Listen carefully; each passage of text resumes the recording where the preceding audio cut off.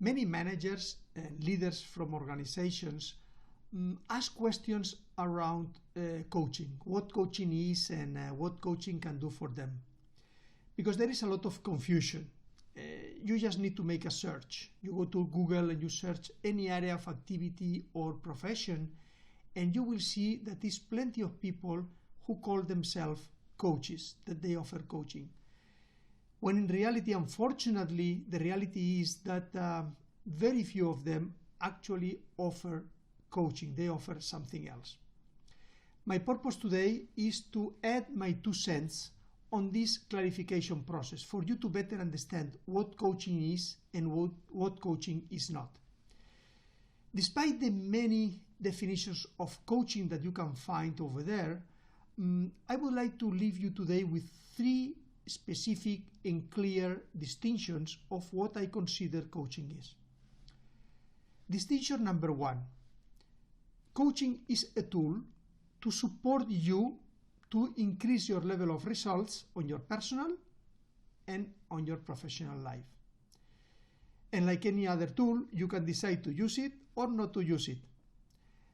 But the paradox here is that when we think about specific professions like artists, musicians, actors, singers, or on the area of sports, sportsmen, we cannot conceive those professionals achieving the level of results that they get without working with a coach.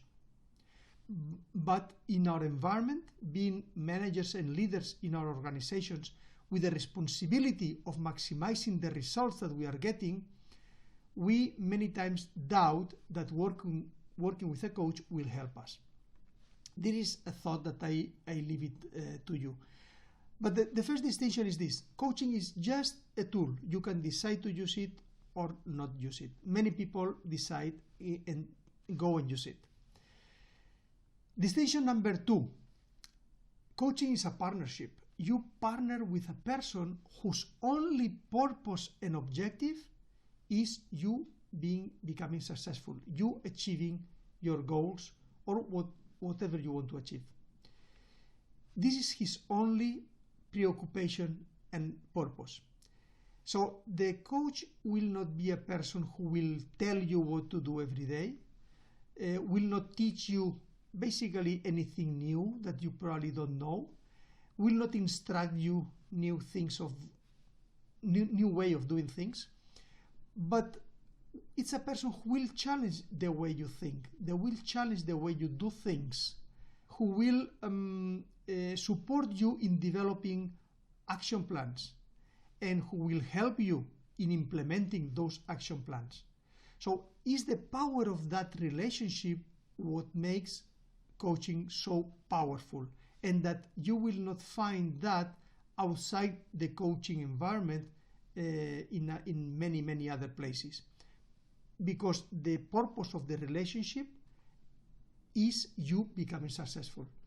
You can name how many people you could partner whose only purpose is you becoming successful.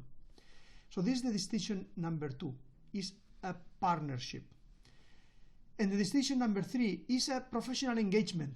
You engage with a professional coach, a person who has his own code of ethics, his own education, and a person who will summarize in a professional contract everything related to that engagement. So the purpose of the coaching engagement, the results, the expected level of results, the length of the engagement, the price of the engagement, and many other things that you plus the coach will discuss and decide to include. So the whole relationship from the beginning to the end will be very clear and transparent to both of you. So these are the 3 key distinctions that for me makes coaching so powerful and used for many years in some, successfully used in many years in some other professions. And then there is another set of concepts that I would like to talk about today that clearly is not coaching, but many people confuse with coaching. For example, training. A trainer is a person who teach you something that you don't know, give you additional knowledge. This is not coaching. This is training. The coach usually will not teach you anything new. Another concept is a mentoring. You may work with a mentor. It's very convenient if you want to achieve something. Partnering with a mentor that will help you, will guide you to get there. But who a mentor is? A mentor is a person who has already been where you want to be. For example, you are a young professional, you want to become vice president of your organization. It's very likely that you will benefit by partnering with somebody who has already been vice president of your organization.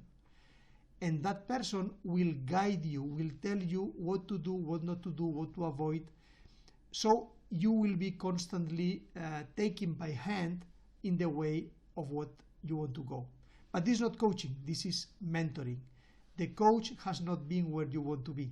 Will co-create with you that way together.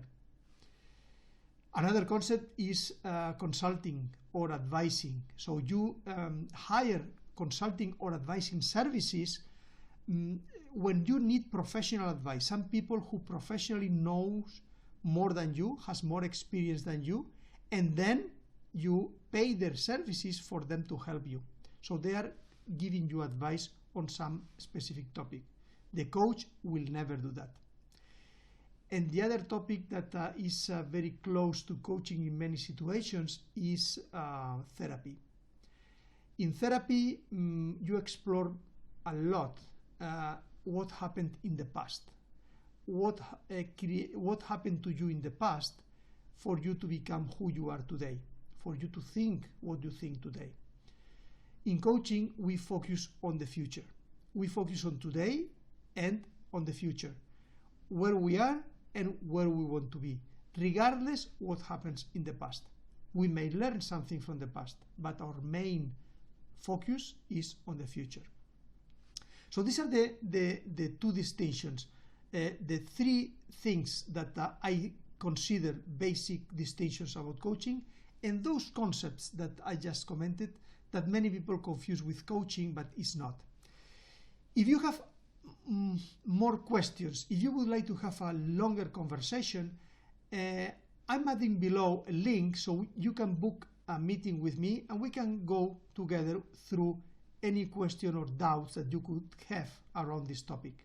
And also, if you would like to subscribe to our newsletter, please go ahead, click the link below, and we'll be in touch with all the material you need to become a better and more successful manager and leader in your organization.